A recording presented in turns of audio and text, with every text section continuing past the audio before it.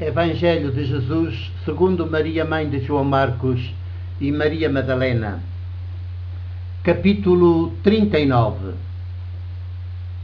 O título: 20 séculos de cristianismo, 20 séculos de horrores e mentiras.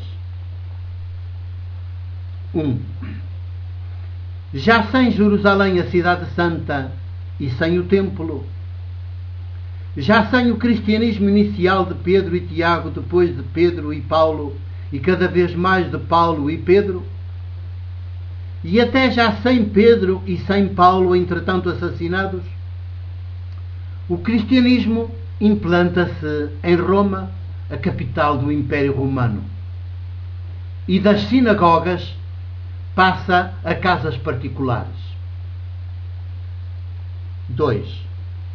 Graças às viagens apostólicas de Paulo, há também comunidades cristãs nas principais cidades gregas do Império Romano, todas constituídas basicamente por judeus.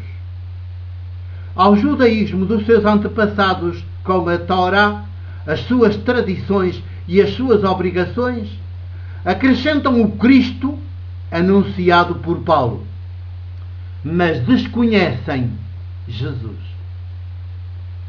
3. De Jesus sabem apenas o nome. Desconhecem por completo a sua revolução antropológica teológica e o Evangelho do Reino, reinado de Deus Criador, Abba, mãe de todos os povos por igual. Acolhem o Cristo anunciado por Paulo e integram-no nas suas tradições. Não chegam a converter-se à fé de Jesus, nem ao Evangelho. 4. Aliás, o próprio Paulo só lhes anuncia Cristo e cria-lhes a falsa expectativa da sua iminente vinda em poder desde as nuvens do céu. Esta expectativa mobiliza-os e mantém-nos congregados. O próprio Paulo, numa das suas cartas, admite estar ainda vivo a quando dessa vinda, mas lá acaba por morrer sem haver chegado. 5. Porém, todo o cristianismo, anunciado por Pedro e Tiago primeiro, depois por Pedro e Paulo, e finalmente por Paulo e Pedro, resume-se a esta expectativa messiânica, toda nos antípodas de Jesus e contra Jesus. Porque recusa a revolução antropológica teológica protagonizada por Jesus e em vez dela faz seu o mítico Cristo davídico. 6. Ainda hoje, o chamado credo cristão católico, saído dos concílios de Niceia, Constantinopla, inclui esta expectativa messiânica da vinda de Cristo vitorioso sobre as nuvens do céu e do seu reino. Sucessivas gerações de cristãos continuam a recitar essa parte do credo e todas elas morrem sem chegarem a ver a sua concretização. 7.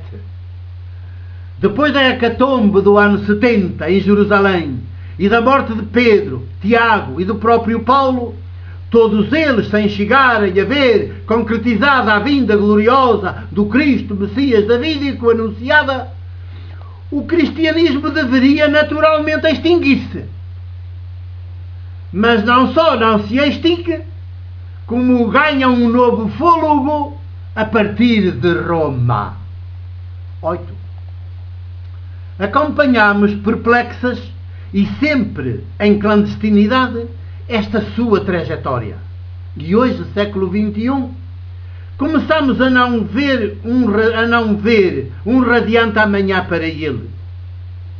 Na sua gênese, nunca é demais sublinhá-lo, há mentira e assassínio. Porque o cristianismo, para ser e se afirmar, transforma o mito davídico Cristo em realidade histórica. Eu vou tornar a dizer este versículo. 8. Acompanhamos perplexas e sempre em clandestinidade esta sua trajetória. E hoje, século XXI, começamos a não ver um radiante amanhã para ele. Na sua gênese, não quer demais sublinhá-lo, há mentira e assassínio. Porque o cristianismo, para ser e se afirmar, transforma o mito davídico Cristo em realidade histórica. 9. Com esta operação torna-se na grande mentira e no grande assassínio. É o grande assassínio porque mata Jesus e a sua revolução antropológica teológica. É a grande mentira porque, em lugar de prosseguir Jesus e a sua revolução antropológica teológica, limita-se a anunciar aos povos o mítico Cristo vitorioso. 10.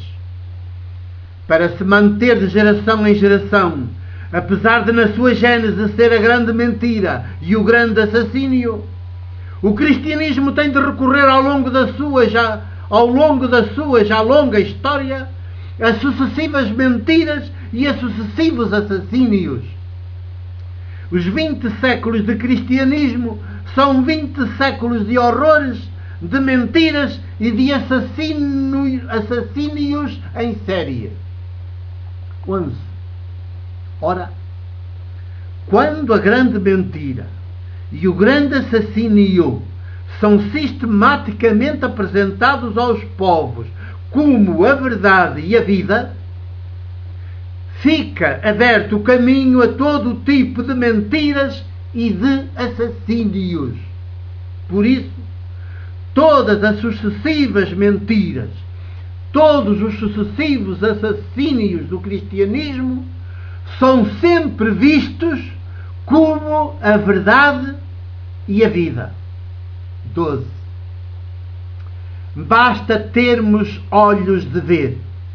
No cristianismo, as mentiras são dogmas de fé. Os assassínios, atos heroicos. Os grandes mentirosos são renomados mestres, com cátedra cativa nas grandes universidades confessionais do mundo. E os grandes assassinos são chamados cruzados, santos, papas, benfeitores, salvadores. 13. Tudo, mas tudo, é manipulado no cristianismo e por ele. E tudo é moralmente bom se contribui para manter e fortalecer o cristianismo e difundi-lo entre os povos das nações. A verdade é odiada e perseguida. O humano é olhado sob suspeita. Os pobres à força e os portadores de deficiência são olhados como pecadores. 14. No cristianismo, só o divino e o poder têm valor. Daí a existência de sacerdotes, quanto menos humanos e mais funcionários de altar, melhor. A riqueza acumulada e concentrada é sinal de graça. Muito ricos, muito abençoados por Deus e o seu Cristo, assassino de Jesus. É assim há 20 séculos. E como tem sido possível? Assim termina com esta pergunta o capítulo 39 do Evangelho de Jesus segundo Maria, mãe de João Marcos e Maria Madalena. O meu abraço e o meu beijo de presbítero da Igreja do Porto.